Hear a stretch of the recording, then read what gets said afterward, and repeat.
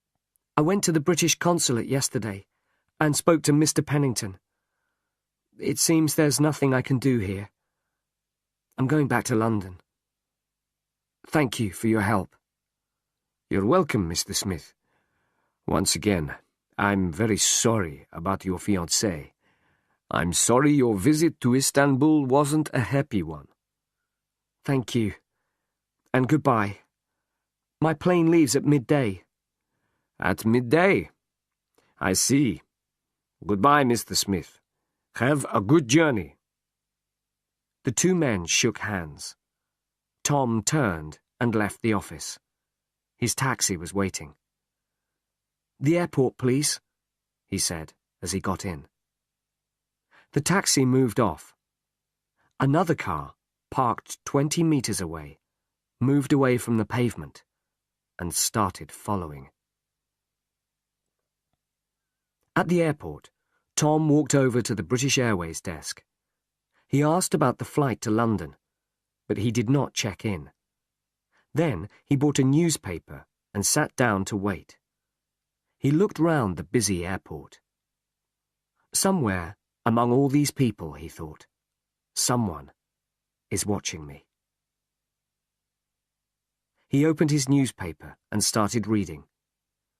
Then there was an announcement over the loudspeaker. British Airways announced the departure of their flight TK 979 for London. Will passengers please proceed to Gate 6 for boarding? Tom picked up his things and walked towards passport control. There were lots of people at the entrance to passport control. Tom went into the crowd of people and moved towards a large man whose relatives were saying goodbye. Suddenly, he turned and went into the men's toilet. In the toilet, he took off his jacket and started to wash his hands and face. No one followed him into the toilet. Then there was another announcement. British Airways flight TK 979 for London. This is the final announcement. Will passengers please proceed immediately to Gate 6? This gate is now closing. Tom heard the announcement, but didn't move. He looked at his watch and smiled to himself.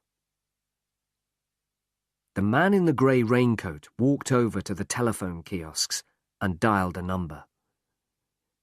Hello. I saw him leave. Yes. He's on the plane. The man put the phone down and walked away towards the exit. Half an hour later, Tom was in a taxi on his way to Kamal's flat in Sicily. Kamal opened the door. Hello, Tom, he smiled. Everything okay? No problem, smiled Tom. I went into the crowd at passport control. Then I hid in the toilet at the last minute. Well done. Dernier and his friends will think you have gone back to London. Now you can stay here in my flat, and we can start looking for Angela. And we know where to start, don't we? Yes. Dernier's office, replied Kamal.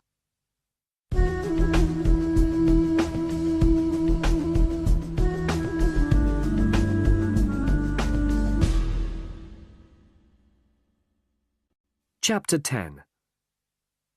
An important discovery. Kamal and Tom had something to eat. Then they sat down and made their plans for the evening. We'll watch Dernier's office this evening, said Kamal. When he comes out, we'll follow him. Then we'll find out where he lives. Won't that be dangerous for me? Asked Tom. He knows me, remember? What if he sees me? Kamal smiled and stood up. I've thought about that, and I've got just what you need. Look! Kamal opened a drawer. Put this on, he said. A wig? Said Tom. And a false moustache, too. Go on, try them on. Tom put on the wig and moustache. He looked in the mirror. No one will recognize me now, he laughed. Not even my own mother. Good, said Kamal. And if you also wear dark glasses, you will be completely disguised. It was 7 o'clock, and the shops and small businesses in the quiet street were closing. Tom and Kamal sat in the car, waiting patiently. He'll be leaving soon, said Tom. Further down the street, they could see the entrance to Dernier's office. They sat in silence, watching. Time passed slowly. 7:10. 7:15. Then, suddenly, "There he is," whispered Tom. "That's him." Dernier came out of his office and locked the door carefully behind him. He looked along the street, then walked over to a grey Mercedes car and got in. The Mercedes moved away from the pavement and drove along the street. It turned right onto the main road. "Let's go," said Kamal, and drove down the street. They turned right, following the Mercedes. The main road was busy, and they drove along in the traffic. "There it is," said Kamal. "About 50 meters away, in front of that taxi." "Careful," said Tom. "Don't drive too close. Stay behind the taxi." They drove along the main road, watching the Mercedes. "He's turning left." "Okay." Tom and Kamal followed.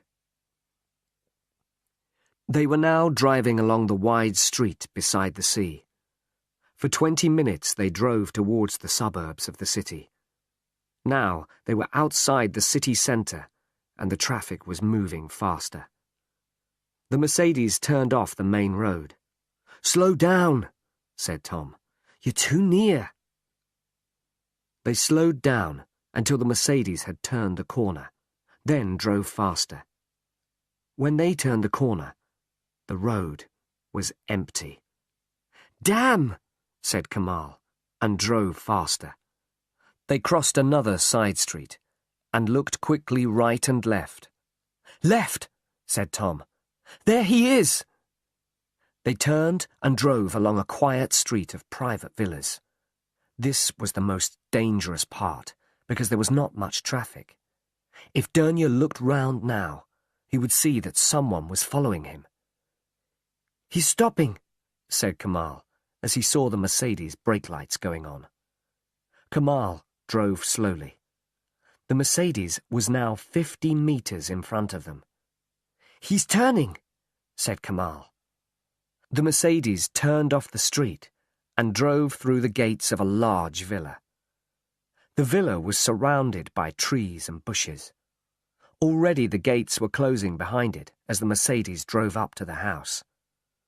Tom and Kamal drove past the closed gate and continued along the street.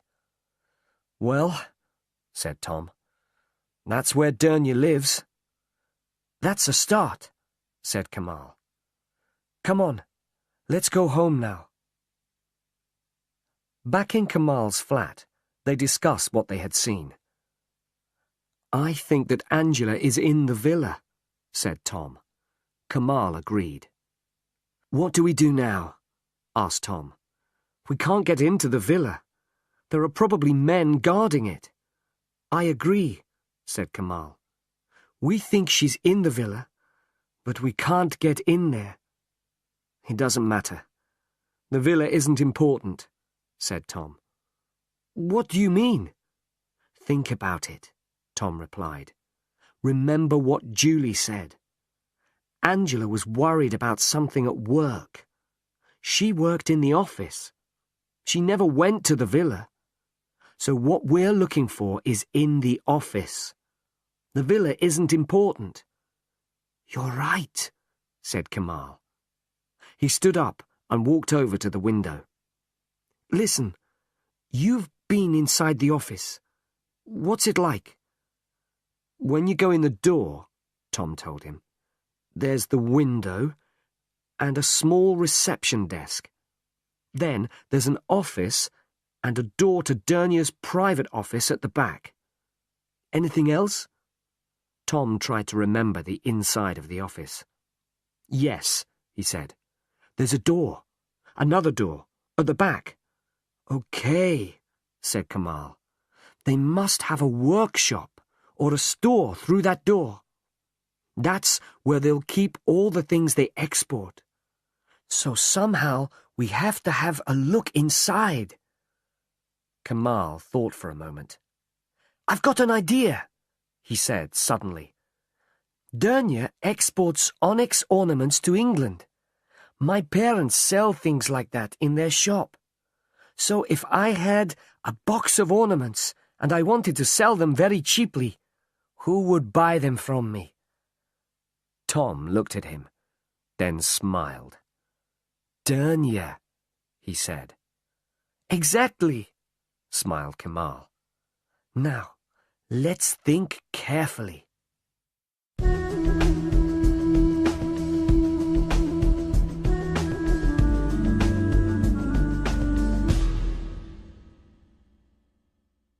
Chapter 11. A Clever Trick.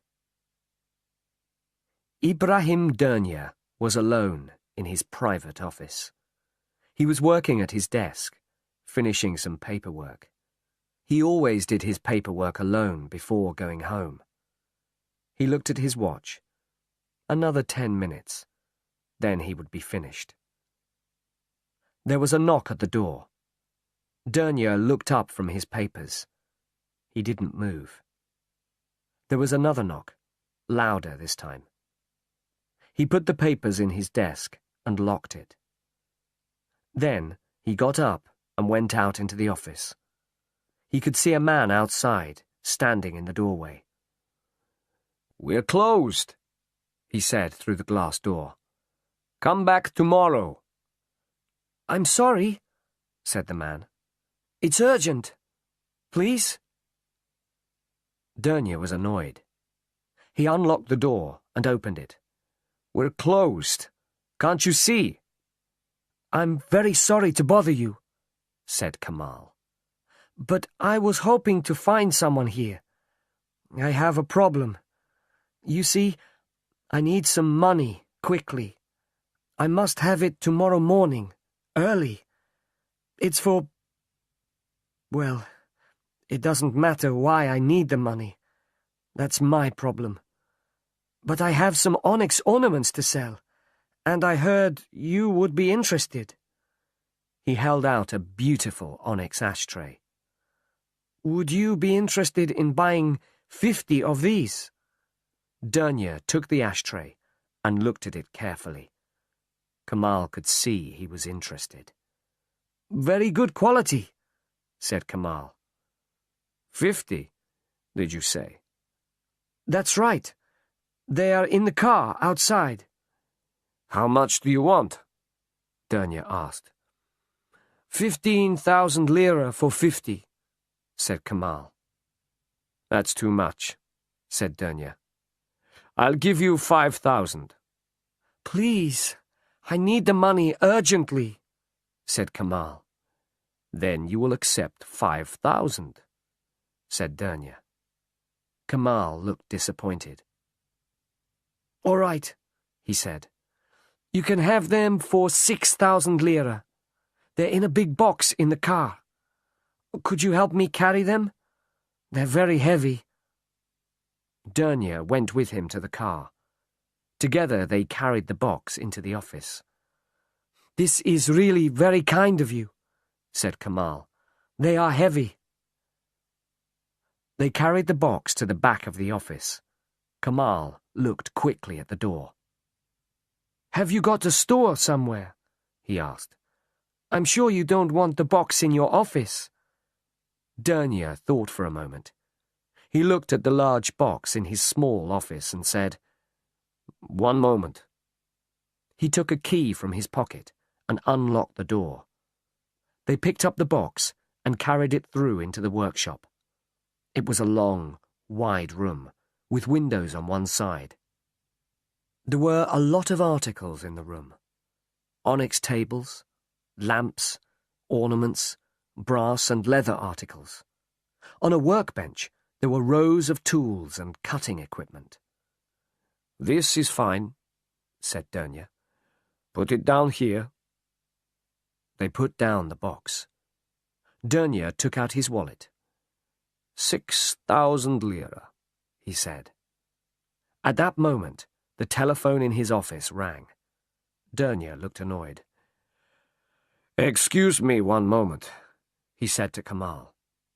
He went back to his private office. Kamal looked at his watch and smiled as Dernier disappeared through the door. Quickly he looked round the workshop. There was a door at the other end. He looked out of the windows. Outside, there was a small courtyard, and at one end of the courtyard, a wall, 2 meters high.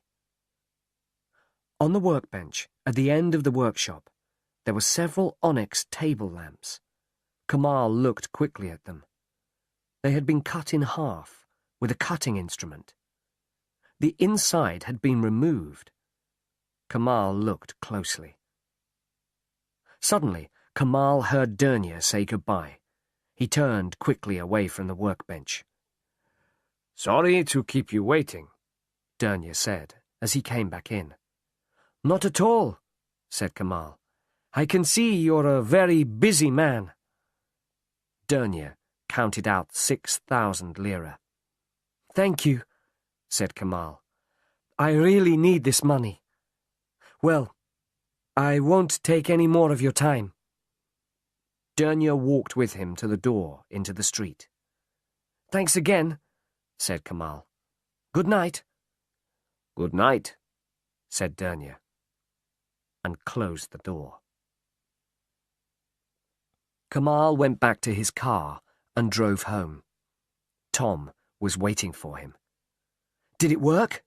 he asked as Kamal came into the apartment. "Perfectly," smiled Kamal. "My brother phoned just at the right moment, when we were in the workshop. Dernier believed my story too, and he gave me a very low price for the onyx." "What did you see in the workshop?" Kamal looked serious. "Well, not very much, I'm afraid. It's just a workshop, or a store. There were lots of onyx and leather articles, brass and tools. And there were some onyx lamps being repaired, I think. But there's a courtyard outside, and another building opposite. I'm sure that it belongs to Dernier. And more important, there's a wall at one end of the courtyard, which isn't too high, meaning that it wouldn't be too difficult to climb over it."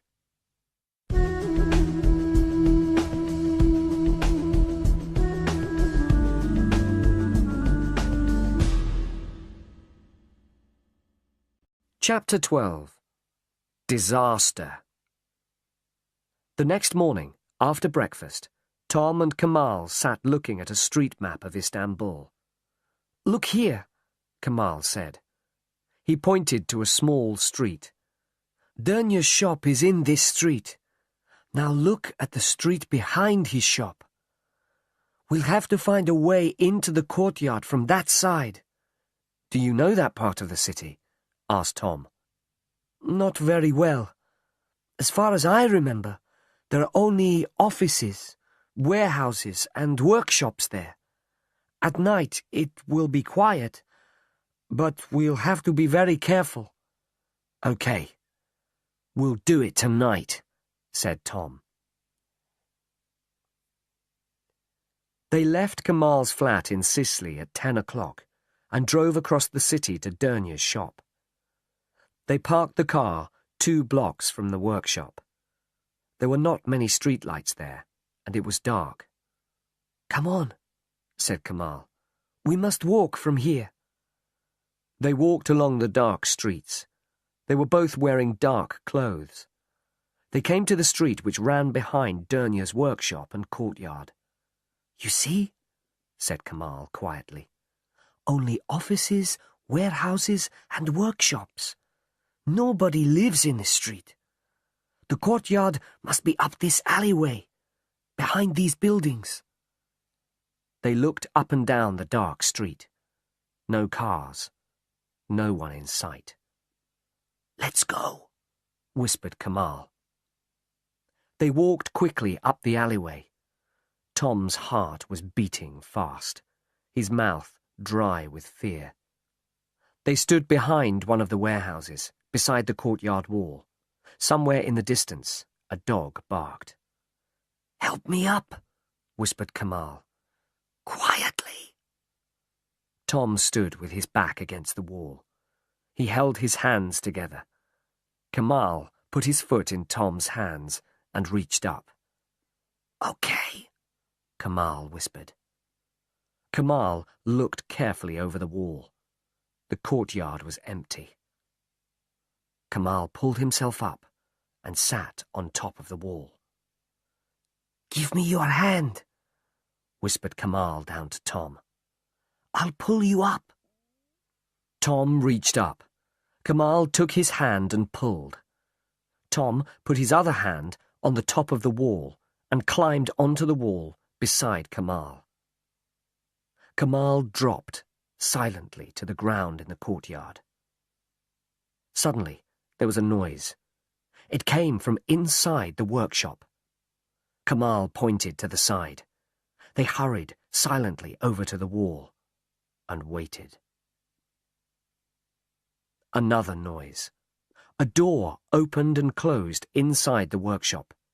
A light came on in the workshop and shone out across the courtyard. Tom and Kamal stood frozen against the wall. They expected a door to open and men to run out into the courtyard. But nothing happened. They heard people talking and moving about inside. Kamal put his mouth close to Tom's ear. "This is our only chance," he whispered. "We have to try to see what they're doing in there." They moved very slowly towards the window. It was so quiet that Tom could hear his heart beating. At last, they were going to find out what was happening. There were some men in the workshop. One of them was working with an onyx table lamp. The lamp had been cut in half. He put a small plastic bag inside the lamp. Then he fixed the two halves of the lamp together again. Tom looked at all the onyx and brass ornaments, the cutting tools, the pile of plastic bags on the table. Suddenly, he understood what was happening. Ornaments for export to England. And inside the ornaments, opium.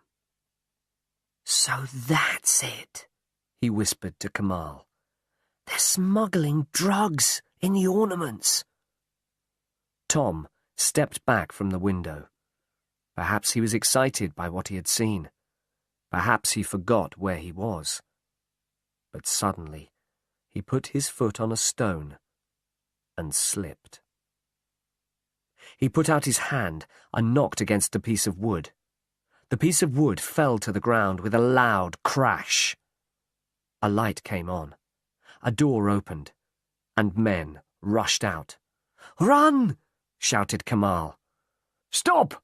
shouted a man. "Catch them!" Seconds later, Tom and Kamal were at the wall. They jumped, but Tom was too slow. One of the men caught his legs and pulled him to the ground. Kamal turned to help Tom. Then it was too late. The other men jumped up and pulled him back into the courtyard. A few seconds later, it was all over. Tom and Kamal were prisoners.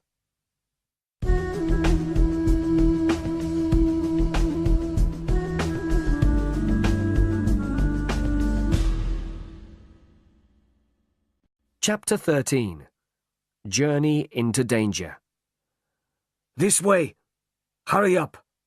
said one of the men, pushing Tom and Kamal towards the door of the workshop. "Get inside," said the man. Tom and Kamal stepped inside and stopped. shocked. Dernier was standing in the workshop. He had a gun in his hand. For a few seconds, he stared at them silently. "Well, well," he said slowly. "Our friend the Englishman. Very clever. Oh, yes, very clever. And you!" His face was red with anger as he looked at Kamal. He stepped forward and hit Kamal in the face. Tom moved forward. "Don't move, or I'll kill you now," said Dernier. The gun was pointing at Tom. "Get over there." Tom and Kamal stood beside the workbench. Dernier looked at them both for a long moment. "So," he said finally, "you have seen all this." He pointed to the plastic bags and the onyx ornaments. "Very clever of you. We should have killed the English girl before. Then this would never have happened." "Where is she?" asked Tom. "Where is Angela?" "Oh, don't worry about her. She's okay. Let's say she is a guest at my villa. You'll be able to speak to her very soon. I'm sure you'll have a lot to talk about before you all die." He laughed, a cold, cruel laugh. "Okay, let's go," said Dernier to his men. "We're taking these two with us." The men pushed Tom and Kamal out of the workshop and through the shop to the door. The Mercedes stood in the street.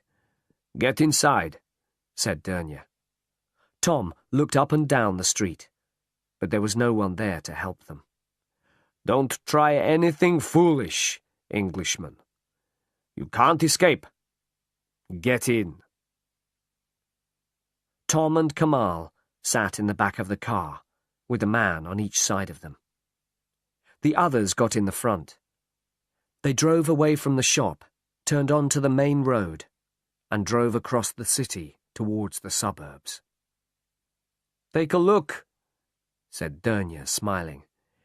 "Istanbul by night. So many people, so much life. Take your last look at it, you foolish young men. It's the last time you'll see it." "What," began Tom, "has Angela got to do with this?"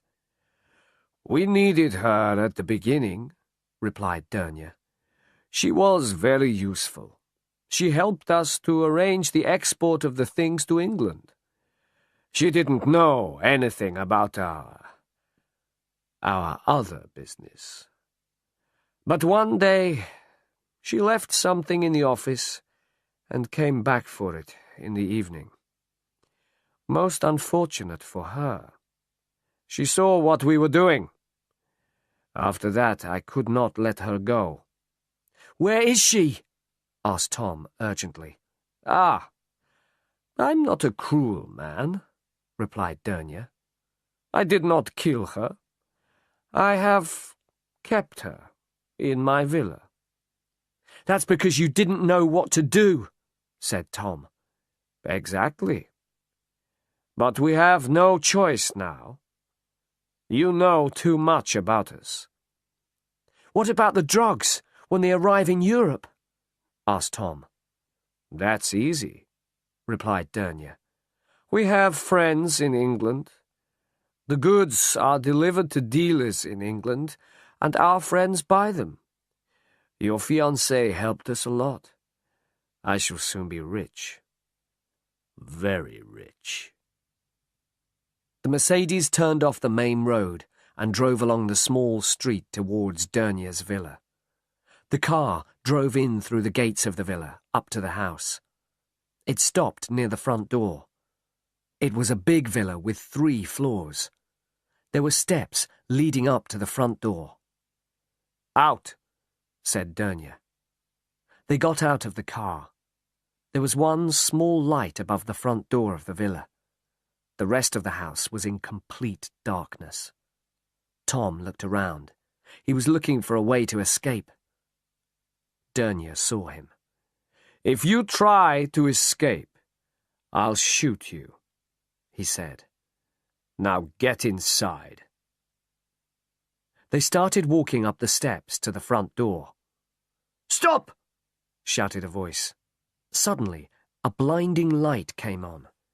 The garden of the villa was full of men running towards them. For a second, Dernier stood frozen on the steps, shocked. Then he ran towards the door. It opened suddenly, and two men jumped out. They had guns pointing at Dernier. "Stop! This is the police! Stop, or we'll shoot!" Dernier dropped his gun and slowly put his hands above his head. His men did the same. "The police!" Kamal said. "We're safe!" At that moment, the door of the villa opened, and a girl ran out. "Tom!" she shouted. "Tom!" Tom turned round quickly. "Angela!" For a long time they stood, unable to speak, holding each other. "Oh, Tom," said Angela. "You're here at last." He looked into her eyes. "Angela, my love," he whispered. "Are you all right?" "Oh, yes, I'm all right.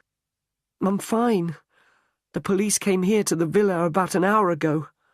We knew you were coming. The police were following you. Oh, Tom, I was so worried that Dernier would kill you." She put her arms round him again. "Oh," said Tom suddenly. "Angela, my love, I want you to meet a very good friend of mine." He turned and smiled at Kamal. "Angela, this is Kamal." "Hello, Kamal. Nice to meet you," said Angela. "Hello," he said. "I've never met you before, but I feel I know you very well." They laughed. "Kamal has been wonderful," said Tom. "Without his help, we wouldn't be here now." "Oh, I only helped you a little," said Kamal. "A little?" said Tom. They watched as Dernier and his men were taken to a police car. "How did the police know what was happening?" asked Tom. At that moment, a car drove up to the villa. A man got out of the car and walked towards them. He smiled. "Hello, Mr. Smith," he said. "We meet again." "Mr. Pennington," smiled Tom.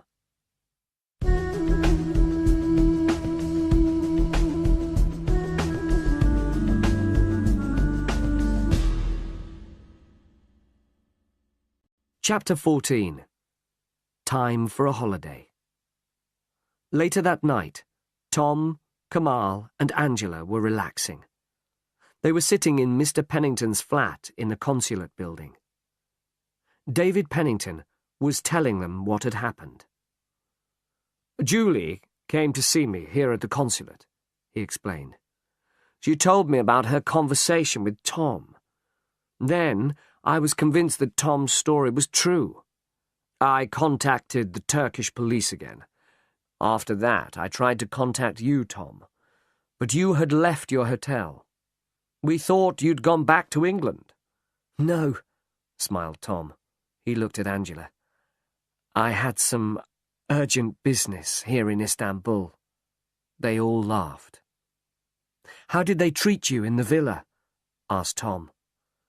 "They treated me very well," replied Angela. "When my virus was very bad, they took me to the doctor. But I was terribly worried on the Monday you were arriving in Istanbul. Dernier knew you were coming because I had told him earlier, and I knew he was going to send someone to follow you. I was terribly worried." "They made a big mistake when they took you to the doctor," said Tom. "If I had not seen you from the bus—" "Don't," said Angela. "Don't even think about it." "What about the car accident?" said Kamal. "How did they arrange that? I wonder whose body was in the burnt-out car." There was silence while they thought about that. "The police will have to find that out," said Pennington finally. "It was a very clever plan of Dernier's," said Tom. "Very clever." "Yes," agreed Pennington. "And drug smugglers like Dernier can make millions of pounds." "Well, it's over now," said Angela. She turned to Tom. "Do you remember the letter I wrote to you, Tom? I said that life here in Istanbul is very interesting. I was right, wasn't I?" They all laughed. "Yes," said Tom. "A little bit too interesting for me. After all this, do you know what I want?" "What?" "I want a really dull, uninteresting holiday in Istanbul."